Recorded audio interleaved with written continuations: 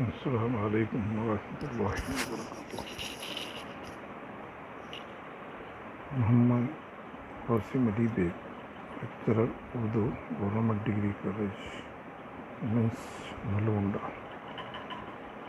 Degree second year سال دوم، same 4 کے لیے ایسے شاعری۔ ہم آج اکبر حسین اکبر الہ آبادی کا مختصر تعارف اور ان کا ایک خطا پڑھیں گے۔ اکبر حسین اکبر الہ آبادی یہ خطاط کے مشہور شاعر مانے جاتے ہیں۔ وہ 1846 عیسوی میں پیدا ہوئے اور 1921 عیسوی میں ان کا انتقال ہوا۔ یہ اردو کے مشہور طنز و مزاح نگار شاعر تھے۔ اکبر الہ آبادی اردو کے مشہور طنز و مزاح کے شاعر تھے۔ یہ اور نظم کے مشہور شاعر بھی مانے جاتے ہیں۔ طنز و مزاح یعنی دوسروں کی خامیوں کو بیان کرنا، اس کو درست کرنے کی غرض سے جو نظمیں، جو باتیں کہی جاتی ہیں، اس کو طنز کہا جاتا ہے، اور اس کا انداز مزاحیہ ہو، لوگوں کو دل کو لبھانے والا ہو تو اس کو مزاح کہا جاتا ہے۔ اکبر الہ آبادی اردو کے طنز و مزاح کے مشہور شاعر مانے جاتے ہیں۔ انہوں نے غزلیں بھی لکھی اور نظمیں بھی لکھی۔ ان کی شاعری کے اندر غزلیں بھی ہیں، نظمیں بھی ہیں جو بہت ہی مشہور ہوئی ہیں، اس کے ساتھ ساتھ خطاط بھی۔ انہوں نے اپنی نظموں میں مغربی تعلیم اور مغربی طرز زندگی کے علاوہ اس کے فیشن کی اندھی تقلید کی خصوصیت کے ساتھ تنقید کا نشانہ بنایا۔ اس زمانے کے اندر ہندوستان کے اوپر انگریز حکومت کر رہے تھے۔ بہت سارے لوگ مغربی تعلیم اور مغربی طرز زندگی کو اپنا رہے تھے اور وہاں کے فیشن کو اپنی زندگی کے اندر شامل کر رہے تھے۔ انگریزوں کی تعلیم، انگریزوں کی زبان اور ان کا طرز زندگی، ان کے رہنے سہن کے طریقے اور ان کے فیشن ان کو کیا ہے، بغیر سوچے سمجھے اس کی تقلید کر رہے تھے، اس کی تائید میں تھے، اس کو اپنا رہے تھے۔ یہ اکبر الہ آبادی نے ان ساری باتوں کو تنقید کا نشانہ بنایا۔ یہ ساری چیزیں غلط ہیں۔ ہندوستانی تہذیب، ہندوستانی لوگ ہندوستانی تہذیب کو اپنانا چاہیے، نہ بلکہ اس زمانے میں انگریزوں کی حکومت تھی، ان کی تعلیم اور طرز زندگی کو یہاں کے ہندوستانی لوگ اپنا رہے تھے۔ یہ بہت غلط بات ہے۔ ہندوستان بہت قدیم ملک ہے، اس کی یہاں کی تہذیب اور تمدن پہلے سے ہی ساری دنیا کے اندر مشہور ہے۔ یہاں کے لوگ بہت ہی تہذیب اور تمدن کے ماننے والے ہیں۔ یہاں کی روایات کو چھوڑ کر، یہاں کے طرز تعلیم کو چھوڑ کر، یہاں کی طرز زندگی یعنی زندگی گزارنے کے طریقے کو چھوڑ کر اس زمانے میں بہت سارے لوگ انگریزوں کی تقلید کر رہے تھے، ان کی تائید کر رہے تھے، ان کی تعلیم، انگریزی تعلیم کو اپنا رہے تھے۔ ان ساری باتوں کو انہوں نے اپنی نظموں کے ذریعے تنقید کا نشانہ بنایا اور اپنے غزلوں میں بھی ان موضوعات کا ذکر کیا، اور یہاں پہ اپنے اس خطا کے اندر بھی یہی باتوں کو انہوں نے بہت ہی اچھے انداز میں صرف 2 شعر کے اندر بیان کیا گیا ہے۔ ان کی شاعری کی خصوصیات کے اندر سلاست، روانی، لطف بیان اور طرز ظرافت، یہ ان کی شاعری کی نمایاں خصوصیات ہیں۔ یعنی سلاست، شاعری کے اندر سلاست یعنی سیدھے سادے الفاظ کا استعمال، عام الفاظ کا استعمال کرنے کی وجہ سے روانی یعنی آسانی سے عام کم سے کم پڑھا لکھے لوگ بھی کیا آسانی سے روانی کے ساتھ بغیر رکے پڑھ سکتے ہیں۔ روانی یعنی بہنا، اس طریقے سے آسانی سے سیدھے سادے الفاظ کا استعمال ہو تو لوگ بغیر رکے، روانی یعنی دریا کی روانی، دریا جس طریقے سے بہتا ہے اسی طریقے سے بلا رکے اپنی آسانی سے ان کی شاعری پڑھ سکتے ہیں۔ اور لطف بیان یعنی بیان کرنے کے اندر ایک بہت ہی اچھا انداز بیان ہوتا تھا جس کی پڑھنے میں مزہ آتا تھا، لطف آتا۔ اور طنز و ظرافت یعنی ان کی شاعری کے اندر بہت ہی طنز ہوتا تھا کہ غلط باتیں، غلط طور و طریقوں کی نشاندہی کرتے تھے اور ایسے اچھے انداز سے کرتے تھے کہ لوگ اس کو مان بھی جاتے تھے کہ ان کی طنز کرنا، ان کا خرابیوں کو بیان کرنا کا انداز بہت ہی اچھا تھا۔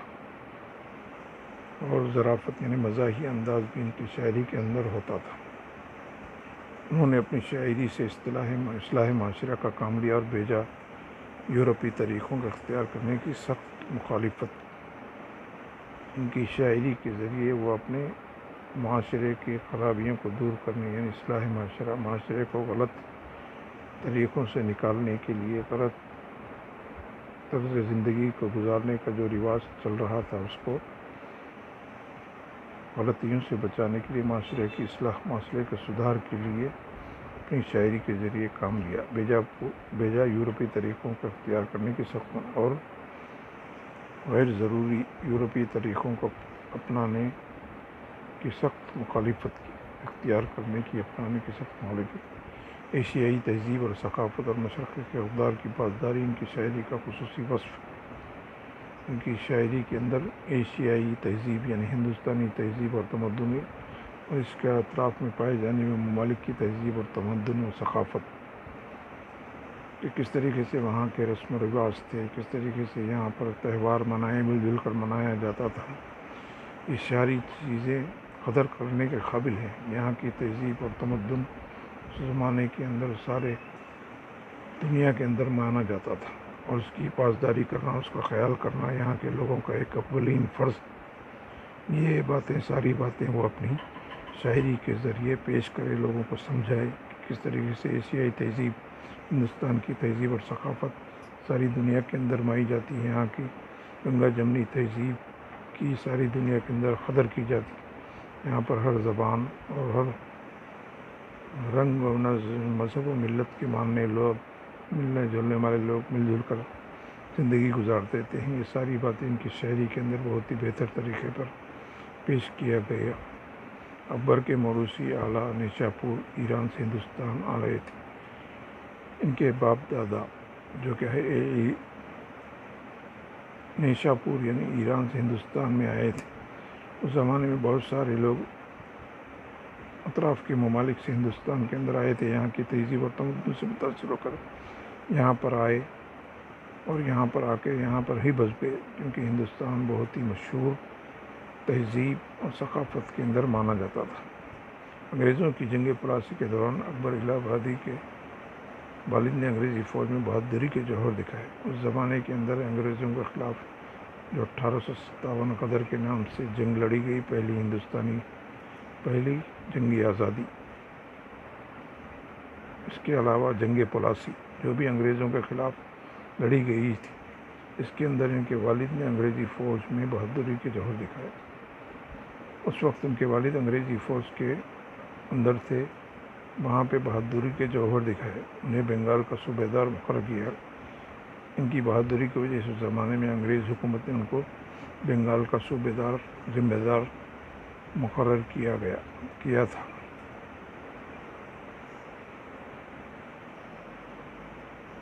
اکبر کی پیدائش 16 نومبر 1846 کو الہ آباد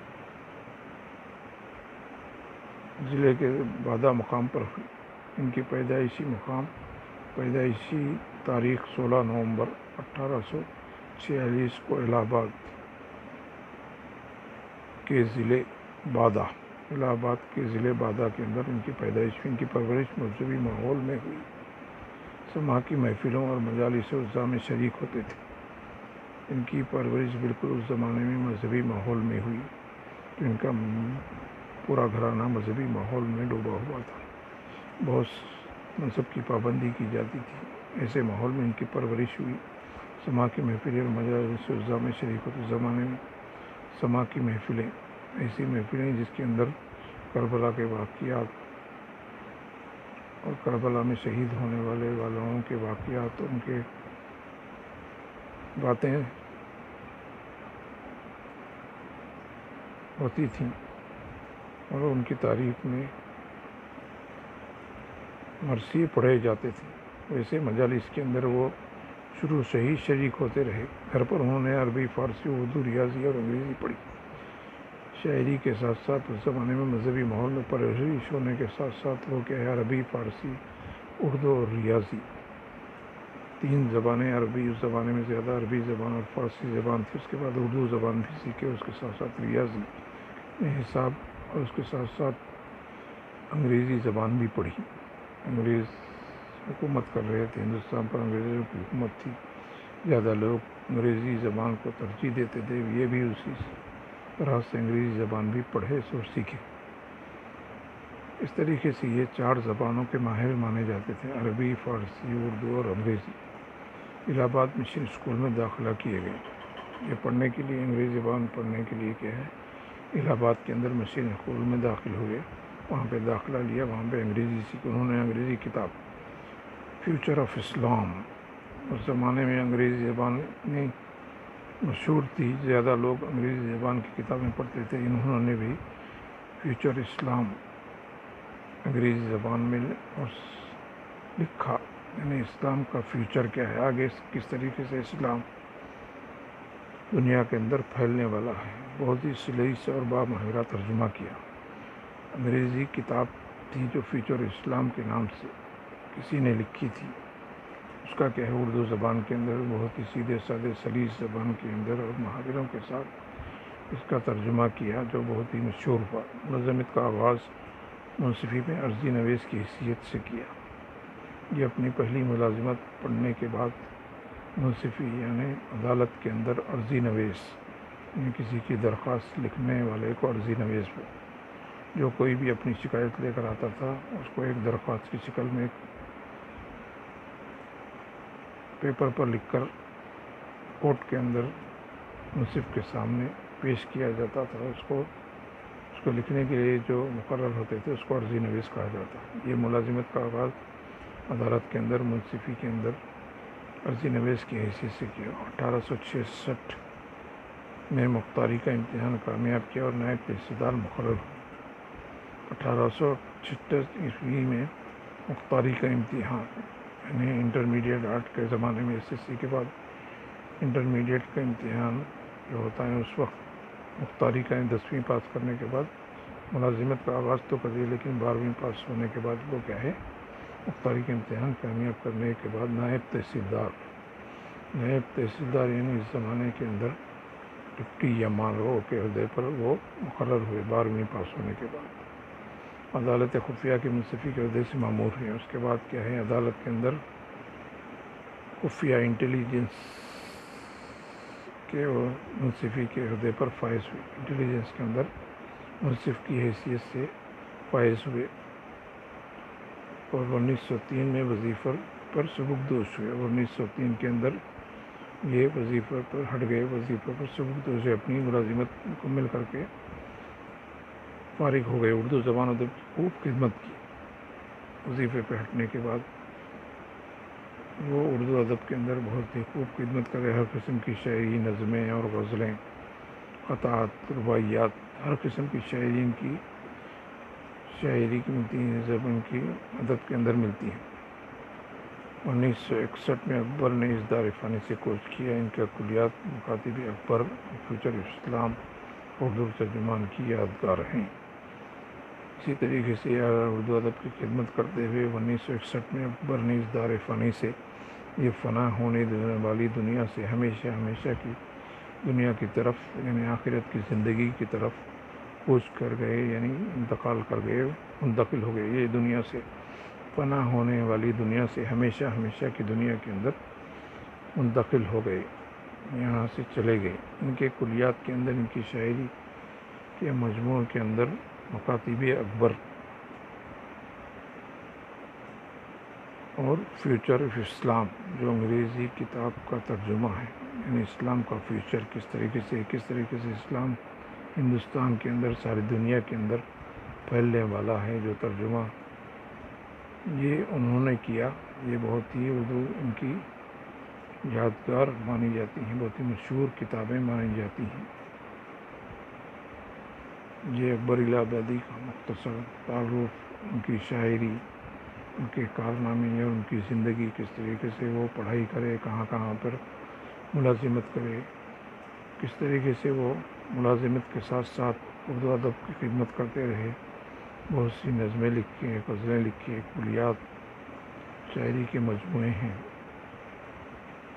یہ ان کا مختصر سوانح اور تاریخی جائزہ ادبی کارنامے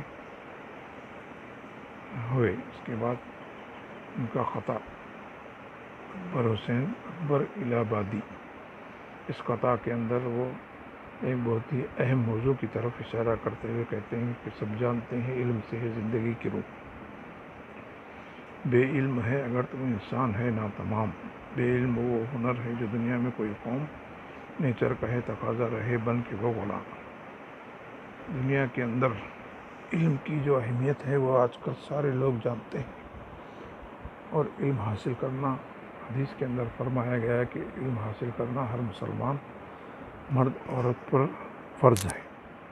یعنی علم کیا ہے؟ دنیاوی علم نہیں، دنیاوی علم ایک فن کا درجہ رکھتا ہے، علم قرآن اور حدیث کا علم ہی اصل علم ہے، وہی عالم کہلاتا ہے جو قرآن اور حدیث کا علم جانتا ہے۔ یہ کہتے ہیں کہ اپنے اس خطا کے اندر علم سے ہے زندگی کی روح، یہ علم کیا ہے؟ زندگی گزارنے کے لیے جس طرح انسان کے زندہ رہنے کے لیے روح، جسم کے اندر روح رہنا ضروری ہے، جب انسان کے جسم سے روح نکل جاتی ہے تو انسان مردہ کہلاتا ہے۔ اسی طریقے سے انسان کی زندگی کے گزارنے کے لیے علم بھی روح کی طرح اہمیت رکھتا ہے۔ بے علم ہے اگر تو وہ انسان ہے ناتمام، جو بے علم انسان ہے وہ انسان نامکمل ہے، ناتمام ہے اور ناکام ہے۔ دنیا کے اندر وہ صحیح طور پر اپنی زندگی گزار نہیں سکتا، اس لیے انسان کی زندگی میں علم ہونا ضروری ہے، تبھی وہ انسان کہلاتا ہے۔ بے علم کے انسان نہیں ہوتا۔ اس طریقے سے روح کے بغیر انسان زندہ نہیں کہلاتا، زندگی نہیں ہوتی۔ اسی طریقے سے علم کے بغیر انسان بھی انسان نہیں کہلاتا۔ انسان کے لیے علم بہت ضروری چیز ہے، بغیر اس کے انسان کی زندگی بالکل ناتمام ہے، نامکمل ہے۔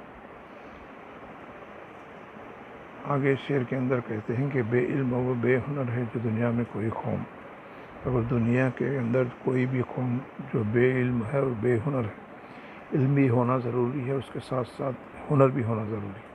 ہنر کے ذریعے ہی لوگ اپنی زندگی کے اندر روزی روٹی کمانے کا ذریعہ بنا سکتے ہیں۔ بغیر ہنر کے علم انسان کو ایک روشنی دیتا ہے، زندگی گزارنے کا طریقہ بتاتا ہے، اور ہنر کے ذریعے محنت کر کر لوگ زندگی گزارنے کے لیے کھانے پینے کی اور ضرورت کی چیزیں حاصل کرتے ہیں۔ اسی طریقے سے دنیا کے اندر کوئی بھی قوم اس وقت تک آگے بڑھ نہیں سکتی اور اپنا مقام دنیا کے اندر بنا نہیں سکتی، جو بغیر علم اور ہنر کے دنیا کے اندر کوئی بھی قوم آگے نہیں بڑھ سکتی۔ اسی طریقے سے انسان کے لیے علم بے حد ضروری ہے، نیچر کا ہے تقاضا رہے بن کے وہ غلام۔ اگر ہم بے علم اور ہنر کے ہیں تو آج کل کے موجودہ دور کے اندر یہی تقاضا ہے کہ وہ غلام بن کر زندگی گزارے، وہ اپنے بلبوتے پر علم حاصل کر کے، ہنر حاصل کر کے ایک بلند مقام اور مرتبہ حاصل کر سکتا ہے۔ اگر موجودہ دور کے اندر اگر کوئی بے علم اور ہنر کے ہے تو وہ غلامی کی زندگی گزارنے پر مجبور ہو جاتا ہے۔ اگر انسان کے اندر علم ہے، ہنر تو ہے، تو ساری دنیا کے لوگ، سارے لوگ اس کی عزت اور قدر کرتے ہیں، اس کو بلند اور اعلیٰ مقام حاصل ہوتا ہے۔ اگر علم اور ہنر اس کے پاس نہیں ہے، کوئی بھی قوم دنیا کے اندر اپنا مقام اونچا نہیں کر سکتی، بلکہ وہ ایک غلامی کی زندگی گزارنے پر مجبور ہونا پڑتا ہے۔ یہ علم کی اہمیت اس خطا کے اندر اکبر الہ آبادی نے بہت ہی اچھے انداز میں صرف 4 مصروں کے اندر 2 شعر کے اندر بہت ہی اچھی مثال کے ذریعے کہ جس طریقے سے زندگی کے لیے، زندہ رہنے کے لیے روح ضروری، اس طریقے سے انسان کے لیے بھی کیا ہے، علم اور ہنر دونوں چیزیں بھی ضروری ہیں۔ روح کے بغیر انسانی جسم مردہ ہے، اسی طریقے سے علم اور ہنر کے بغیر انسانی زندگی کا کوئی مقصد ہی نہیں، انسان کو کوئی حیثیت ہی نہیں۔ اس بات کو اس کے اندر وہ ثابت کر رہے ہیں کہ آج کل کے موجود زمانے میں علم اور ہنر کے بغیر انسان غلامی کی زندگی، غلام بن کر زندگی گزارنے پر مجبور ہو جاتا ہے، وہ اعلیٰ درجہ اور اعلیٰ مقام اور مرتبہ حاصل نہیں ہو سکتا بغیر علم ہنر کے۔ یہ بات کو سمجھانے کی کوشش کی ہے، جو بہت ہی ضروری بات ہے۔ موجودہ دور کے اندر یہ بہت ہی اہمیت رکھتا ہے۔ علم اور ہنر دونوں بھی چیزیں انسان کی زندگی کے اندر ہونا ضروری ہے، تب کہیں جا کر انسان اپنی زندگی اچھی طریقے سے گزار سکتا ہے۔